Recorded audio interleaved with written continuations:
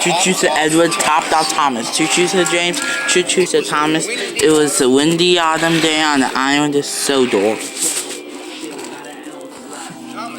Thomas likes windy days. Sometimes Thomas likes to wait, so I'm the wind. I can go faster than you, Mr. Wind. Thomas tooted as he steamed on. Thomas had to stop at the junction. Spencer was already there. Thomas was surprised. Hello, Spencer. What are you doing on Sodor? Said Spencer, and I had to pick up Sir Topperman wavy hat at the Duke Justice of Foxford. They were waiting at Kelsport Station. I am to take them to a very important tea party at the Scottish castle. Thomas was disappointed. Why can't I take them with Eddie Kerber? He puffed. Because of Spencer Powder, you are a small engine, and small engines get small jobs. I'm a big engine, and big engines get big jobs. I can go faster than the wind, Chef Thomas crossly. Nonsense, says Spencer. This made Thomas even crosser. I'll race you to Kelsport Station. Thomas then we'll see. The signal changed. Spencer and Thomas reached away. Thomas was determined to win. Sir Topham Hatt lady and the Duke of Justice of Boxford was waiting on the platform of Kelsport. Suddenly, there was a thundering and a whooshing. Spencer and Thomas were pumping their pistons. Pistons and bubbling the boilers to arrive at Kelsport Station. Spencer screeched to a halt, but Thomas raced through the station. It was left the winds. It blew Sir Topham Hatt's top hat right off his head. Sir Topham Hatt was very cross.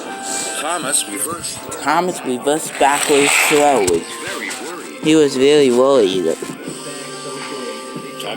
Thomas, boomed Sir Topham Hatt. Why were you going so fast? You know engines must go slowly through stations. Thomas felt terrible. I'm sorry, sir, he peeped. And Sir Topham Hatt added, my hat has blown away. I must have my hat. Thomas felt even worse. I'll find your hat, Sir Thomas chuffed, in time for your important tea party at the Scottish castle. And he chucked quickly away. Thomas was sure he found Sir Topham Hatt quickly. He looked down the track to the level crossing. There was Birdie the bus. Sir Topham Hatt's hat had landed on his roof. I found it, Thomas hooted.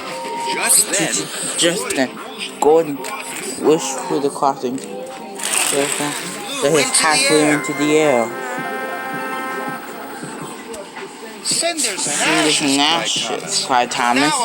Now I have to chase after it. Thomas steamed down the line. Then he saw it. The hat had landed on Farmer McColl's scarecrow. I found it, Thomas hooted happily.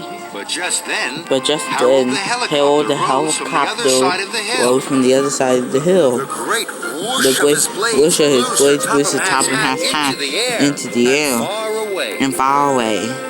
Cinders and ashes, cried Thomas. I'll have to chase it again.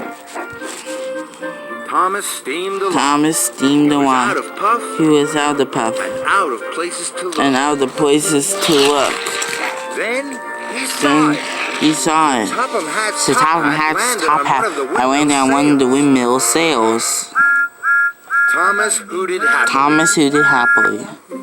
But just then a great gust of wind blew the sails around it. And the top hat was blown into the air and far away. Oh no, to the Thomas, as he raced after it. It was getting late. getting late. Thomas has been going for a long way. And Sir Thomas hasn't done that wind yet. And the hat hit far away. You want Mr. Wimpy Thomas, and it had a tiny Sarwisha steam.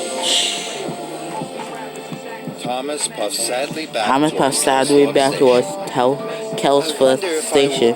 I wonder if that would be a really useful engine again, he said.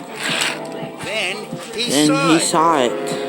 Sir Topham Hatt's hat was just in front of him, floating on the wind.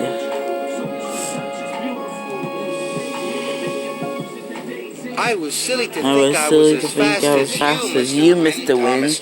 Thomas chuffed quietly. Please, can you help me? The wind heard Thomas. Sir Topham Hatt's hat floated gently onto Thomas's funnel.